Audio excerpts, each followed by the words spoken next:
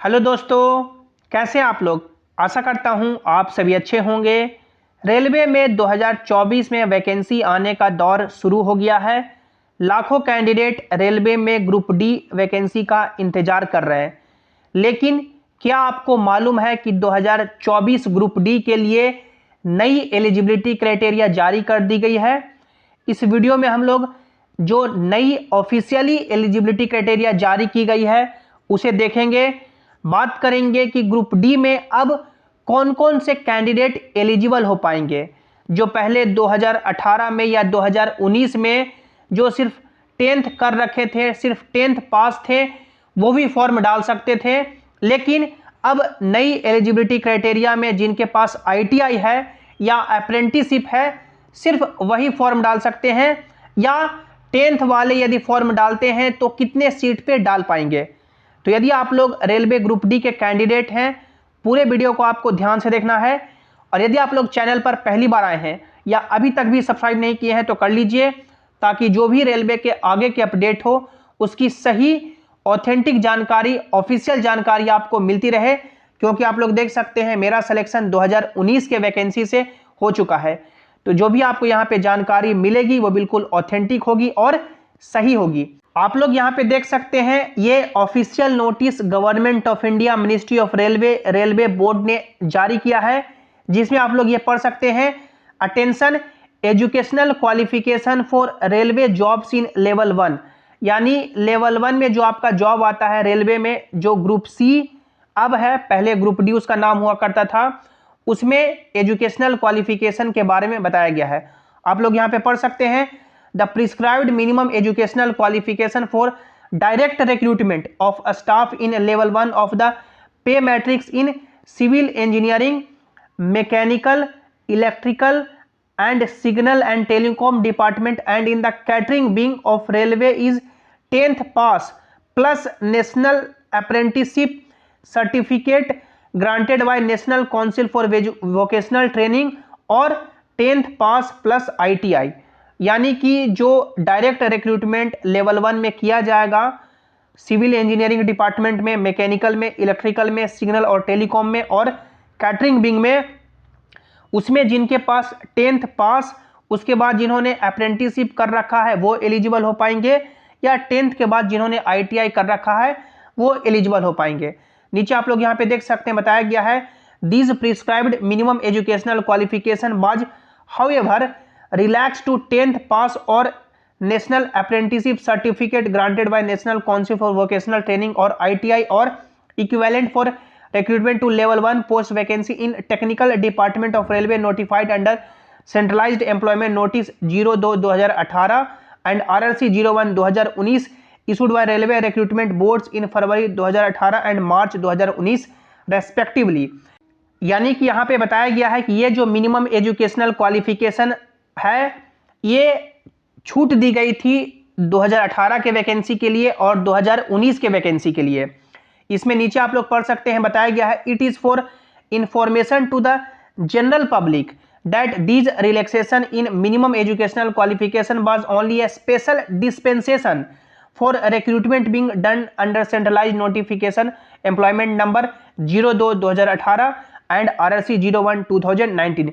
The minimum educational qualification for future recruitment notified after 15/6/2019 in level 1 of the pay matrix in technical department, that is civil engineering, mechanical, electrical and signal and telecom department and catering wing of railway will be 10th pass plus national apprenticeship certificate granted by National Council for Vocational Training or 10th pass plus ITI। All prospective candidate may note and be prepared accordingly. ये paragraph में साफ यानी कि clear कर दिया गया है, जो काफी इंपॉर्टेंट है, जिसमें आप लोग यहाँ पे देख सकते हैं ये पब्लिक यानी कि इंफॉर्मेशन के लिए ये बताया जाता है कि जो पहले 2 बार छूट दी गई थी 2018 ग्रुप डी के लिए और 2019 ग्रुप डी के लिए, वो एक बार का स्पेशल छूट थी। उसके बाद यहाँ पे साफ बता दिया गया है कि 15/6/2019 के बाद जितने भी लेवल 1 में भर्ती की जाएगी सिविल इंजीनियरिंग डिपार्टमेंट में, मैकेनिकल में, इलेक्ट्रिकल में, सिग्नल एंड टेलीकॉम में, उसमें 10th के बाद अप्रेंटिसशिप और 10th के बाद ITI मस्ट रहेगा। उसके अकॉर्डिंग ही आप लोग यहाँ से तैयारी करें। तो ये नोटिस में साफ बता दिया गया है कि जिनके पास 10th के बाद अप्रेंटिसशिप है और 10th के बाद ITI है वही ग्रुप डी में एलिजिबल हो पाएंगे, लेवल 1 में एलिजिबल हो पाएंगे। तो जिनके पास ITI 10th के बाद नहीं है या अप्रेंटिसशिप नहीं है उनके लिए 2024 में ग्रुप डी में सिलेक्शन लेना मुश्किल हो जाएगा, क्योंकि आज के समय में लाखों ऐसे कैंडिडेट हैं जिनके पास अप्रेंटिसशिप या ITI का डिग्री है। भले ही उन्होंने ITI का डिग्री बिना पढ़े हुए लिया हो, उससे मैटर नहीं करता है, लेकिन उनके पास है। ये आज का सच्चाई है कि जो 100 लोग जिन्होंने ITI कर रखा है उसमें 80 लोग यानी मान सकते हैं ना ही कभी उन्होंने ITI कॉलेज गए, ना ही कभी उन्होंने प्रैक्टिकल किया, ना ही थ्योरी पढ़ा, सिर्फ ऐसे ही मान सकते हैं हो गए। 20 ही ऐसे लोग हैं जिन्होंने अच्छे ढंग से पढ़ा, प्रैक्टिकल किया, सभी चीज़ों को समझा, लेकिन वो मैटर नहीं करता है। जो एजुकेशनल क्वालिफिकेशन रेलवे ने बोल दिया कि ITI और अप्रेंटिसशिप होना चाहिए तभी आप लोग एलिजिबल हो पाएंगे, तो यही नियम कानून चलेगा। तो जिनके पास ITI या अप्रेंटिसशिप नहीं है वो 2024 में मान सकते हैं ग्रुप डी में सिलेक्शन लेना काफ़ी मुश्किल हो जाएगा। हालांकि 10th पे यानी जिनके पास सिर्फ 10th का डिग्री है उसके लिए भी कुछ वैकेंसी आएगी।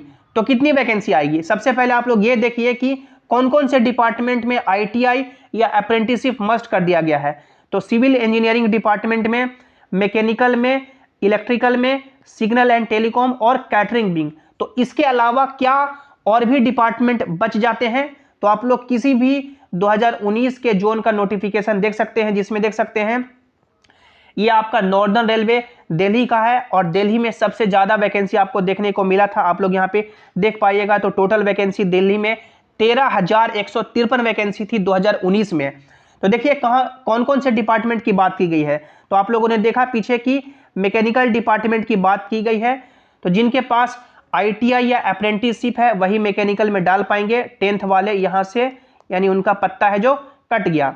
उसके बाद देखिए ये आपको जो स्टोर का दिख रहा है, तो स्टोर में 10th वाले यहाँ से अपना फॉर्म है जो अप्लाई कर पाएंगे। ITI वाले या अप्रेंटिसशिप वाले तो सभी पोस्ट के लिए एलिजिबल होंगे ही, लेकिन सिर्फ 10th की बात करें तो देख सकते हैं ये स्टोर का जो पोस्ट है उसमें जिनके पास सिर्फ 10th है वो एलिजिबल हो पाएंगे। देख सकते हैं मैकेनिकल में एलिजिबल नहीं हो पाएंगे, इलेक्ट्रिकल में एलिजिबल नहीं हो पाएंगे।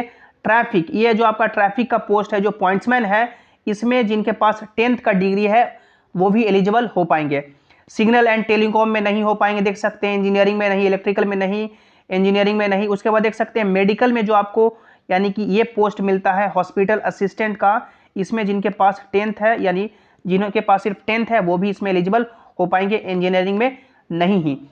तो मान सकते हैं 2-4 जो आपका पोस्ट बच जाता है, जैसे स्टोर का आपका पोस्ट 1 नंबर हो गया, उसके बाद जो आपका ट्रैफिक का पोस्ट हो गया 2 पोस्ट हो गया यानी 2 डिपार्टमेंट, उसके बाद मेडिकल का देख सकते हैं 3 डिपार्टमेंट। तो ये कुछ पोस्ट बच जाते हैं, नाम मात्र का इसमें पोस्ट रहते हैं। देख सकते हैं मेडिकल में आपको यानी कि लगभग 20-50 पोस्ट ऐसे दिखेंगे, स्टोर में आपको वैसे ही 100-150 पोस्ट दिखेंगे।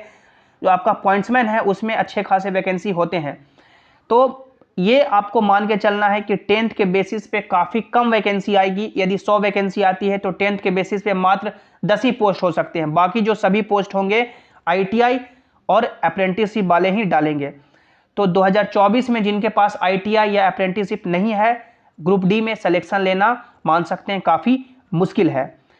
इस सरकार के नए नोटिफिकेशन पे, रेलवे बोर्ड के नए नोटिफिकेशन पे आपका क्या कहना है, क्या विचार है, क्या राय है, कोई भी क्वेरी है, कोई भी डाउट है, नीचे कमेंट में आप लोग जरूर रखिएगा।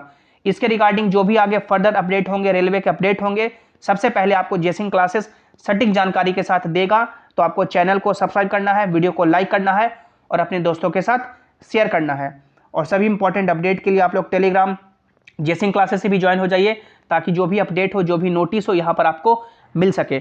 आप लोग टेलीग्राम पे जे सिंह क्लासेस सर्च करके जुड़ सकते हैं या लिंक आपको नीचे डिस्क्रिप्शन में दे दिया गया है। मिलते हैं अगली वीडियो में।